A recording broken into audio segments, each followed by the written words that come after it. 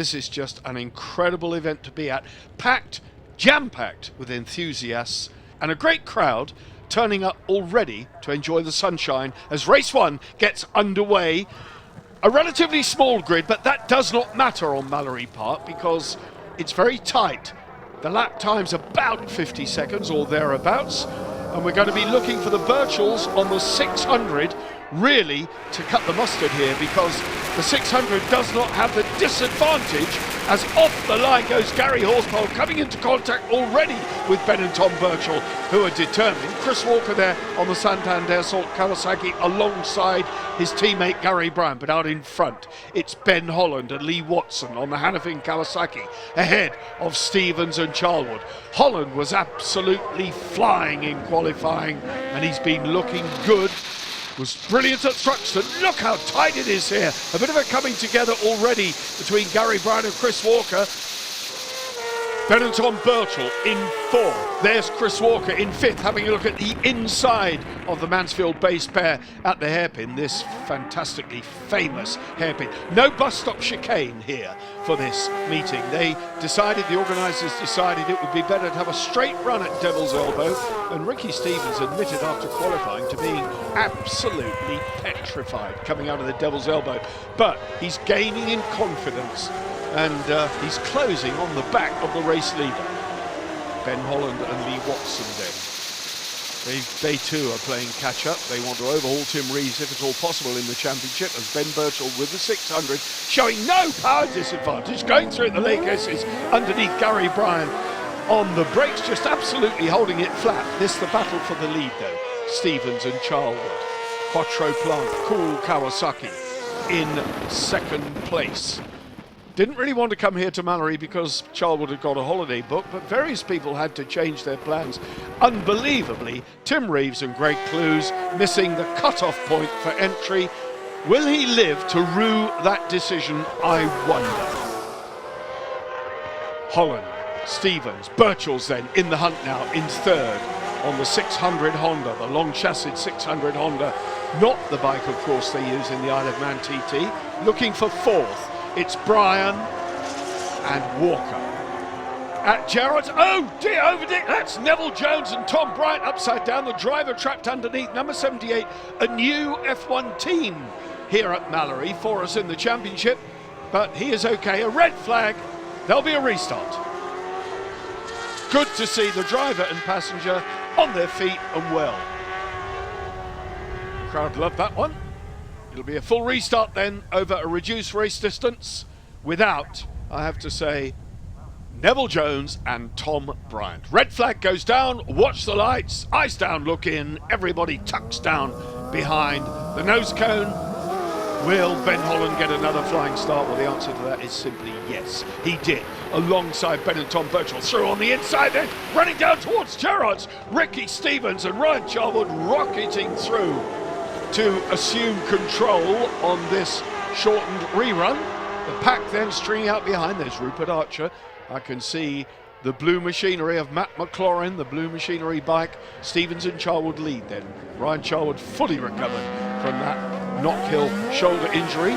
Ben Holland and Lee Watson, will they be able to keep Ben and Tom Birchall at bay? Well, they're already hunting the 600 pair. Chris Walker, Ashley Hawes, again slotting into fourth and looking to go round the outside and making it stick up to the hairpin there on the outside of Birchall. He does not like to give second best, and he doesn't.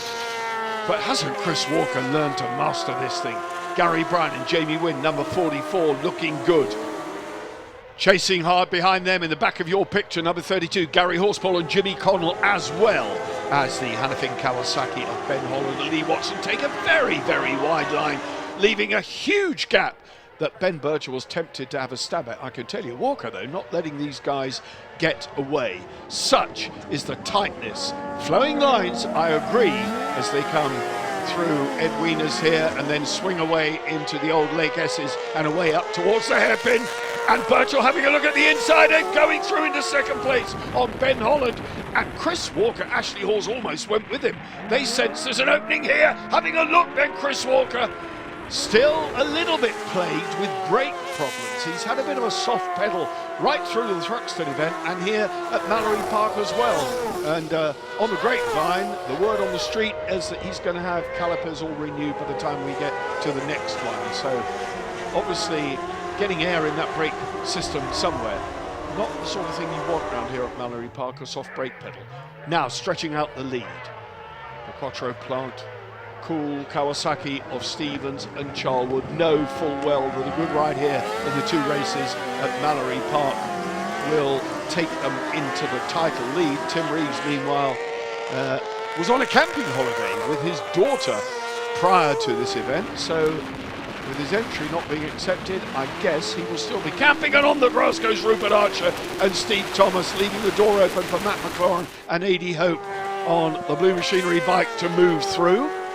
Holland and Watson chasing hard in third. Just look at the bump. There's a rocket out of the devil's elbow. There is a bump just as you get it straightened up to get off down the start-finish straight. Some of the crews are a bit nervous about coming here with F1 outfits to Mallory Park, but I can tell you the quality throughout qualifying and indeed the first part of this race has been absolutely incredible. And there's a huge crowd. Edwina's chicane, the left, right flick through Edwina's.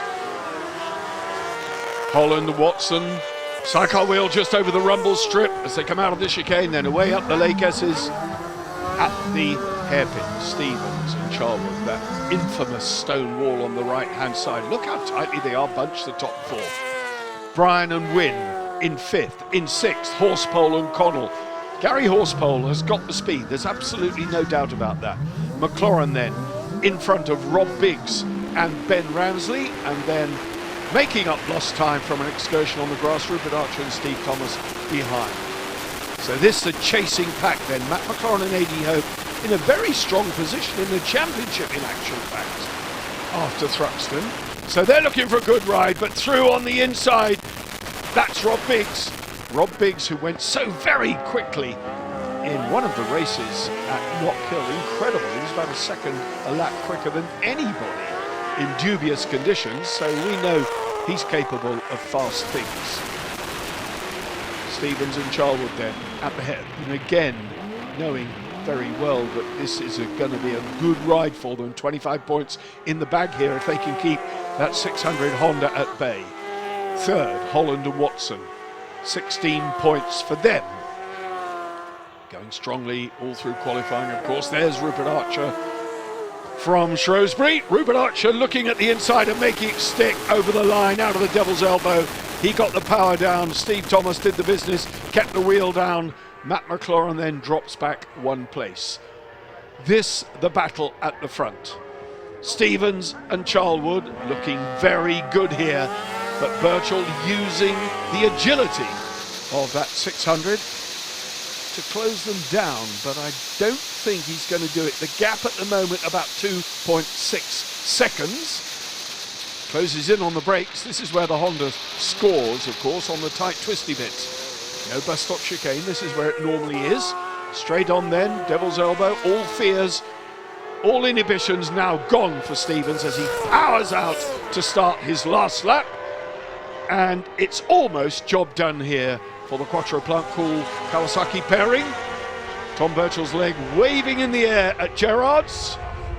The never-ending Gerrard's, which actually completes a full 180 degrees before they come on down the back straight towards Edwina's chicane, which is where they are now, flicking it through Edwina's. Named after the lovely lady who for so many years was the Empress of Mallory Park. Half a lap to do then. Stevens and Charlwood up towards the hairpin. Job done, round they go. Birchall can only hope as he sprints down towards the devil's elbow. Tom tucks in. Ryan Charlwood is already tucked in. The power is on the Quattro Plant Cool Kawasaki. The checkered flag is out, and victory goes to Ricky Stevens and Ryan Charlwood, and with it, the 25 points, moving them into the championship lead. Chris Walker, Ashley Hawes were always in touch in 4th place.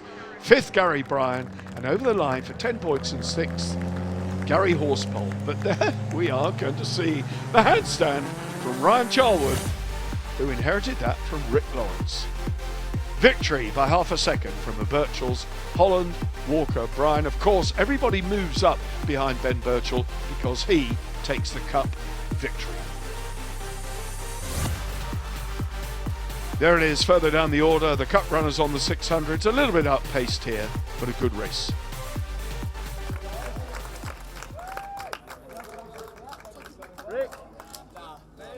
Race 2 here at Mallory. The sun's gone in, it's much, much cooler, but we should have a full 18-lap race. The big question is, can Ben Birchall convert that runner-up spot to an overall win on the 600? We shall see. Ricky Stevens hopefully has cured his misfire. He's lining up on pole position. Qualifying is what counts. And back there, of course, Ben Holland and Lee Watson on the Hannafin Kawasaki with it all to play for. Has Chris Walker recovered from his brake issues? So many questions. Who's got the answers? Is it this guy? Let's see. You wouldn't bet against Ben and Tom Birchall pulling off a victory here on that 600, would you? And the Mallory Park faithful love their sidecars. The sun is shining here, the setting is perfect, and we are really set now for a terrific second race. Heads down, everybody very focused. As I said, grid size does not matter here. The entertainment and the action is non-stop all the way down the order. Look at Chris Walker going fast, as indeed does Gary Horspool. A bad start for Ben and Tom Birchall. They really didn't get it together there. So Gary Horspool now heads them. That 600 didn't get off the line like they hoped it would, that's for sure. Chris Walker then in third place at the moment. Through goes Birchall on Horspool. That didn't take long, did it? Race leaders, Ricky Stevens and Ryan Charlton. Then in second place now, it's the Stalker. Chris Walker, Ashley Hawes. Third place, Ben Holland, Lee Watson. Fourth, Ben and Tom Birchall. Can Walker go one step better on the podium here? He's certainly having a look at the lead, but swarming all over the back of him, the vastly experienced Ben Holland, with the even more experienced Ben Birchall in fourth place, trying hard to play catch up now. Gary, Bryan and Gary Horspool, the two Garys, hard at it. Walker and the Hannafin Kawasaki of Ben Holland, locked in it tooth and nail. And if they trip each other up, then there's every chance, as Ricky Stevens and Ryan Charles will get away, there's every chance that Ben and Tom Birchall can capitalise, because they're right in the hunt.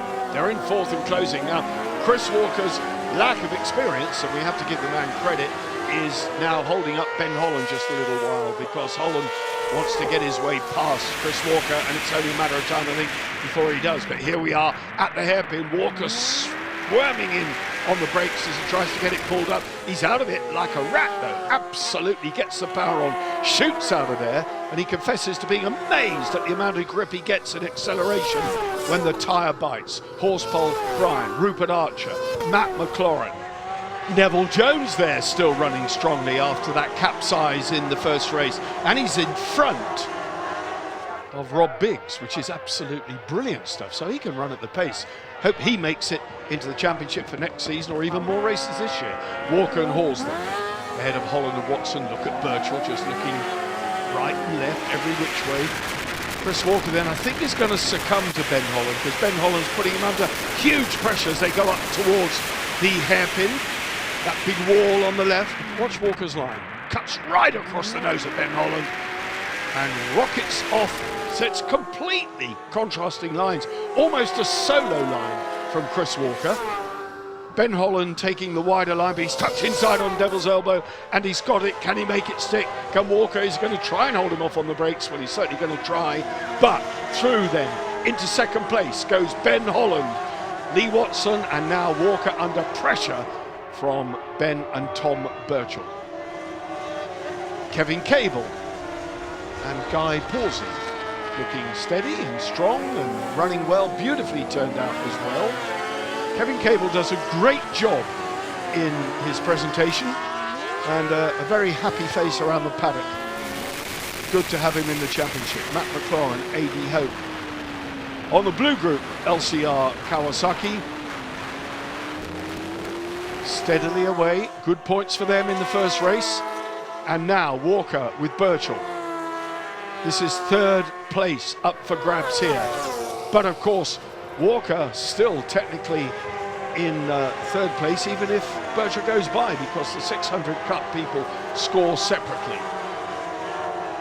It's fair to say that that 600 has not shown any real disadvantage here at Mallory Park. It's come into its own much, much more. And Benetton Birchall riding the wheels off it now on the back of Chris Walker. Ashley Hawes puts his head down, looking a little bit behind as well. He knows they're under pressure, tucking down as much as possible to minimise the frontal area. At the hairpin again.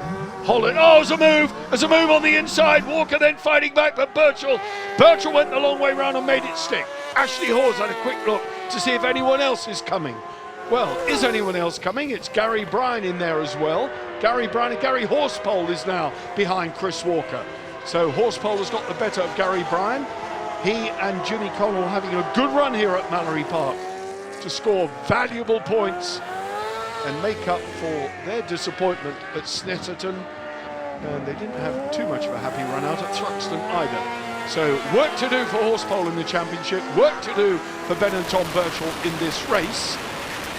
And Matt McLaurin 80 Hope then being passed as well by Rob Biggs. Rob Biggs and Ben Ransley going through. So this battle's raging again in the second race, just as it did in the first encounter. Rob Biggs carrying the battle scars from being upside down in a previous round. Needs to get a paint job done on the fairing, but it still is very, very well turned out. The blue machinery Kawasaki of McLaurin and Hope. As past goes Ben Holland and Lee Watson. Ben Holland, Lee Watson in second place, looking very, very strong here. They're going to put one over on Benetton Birchall, I think, this time out. Rupert Archer and Steve Thomas, teammates to Holland in the very impressive Hannafin Kawasaki awning. Kevin Cable about to be lapped by Ricky Stevens and Ryan Charwood. Will he save him the indignity of that? No, he won't. Why should he? He's on his way to a win here, but a great flick round by Kevin Cable. Almost got the better of the Kawasaki rider. Old dogs and new tricks, a bit of a touch there, I can tell you. Kevin Cable was masterful at the hairpin. Holland and Watson, another Devil's Elbow, on board with Gary Horsepole in fifth place, trying to chase down Chris Walker and Ashley Hawes in front. Horsepole sideways, oh! Gary Bryan and Jamie went into the wall. Horsepole got it sideways, Gary Bryan went for the middle. No way through, red flag out, this could well be a result. Indeed it is. Nearly 5 seconds the advantage Stevens has over Holland and Watson. Birchall's third on the track, but Walker will be third in the 1000cc podium.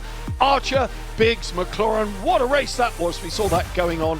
And Cable, respectable ride for Kevin Cable and Guy Pawson.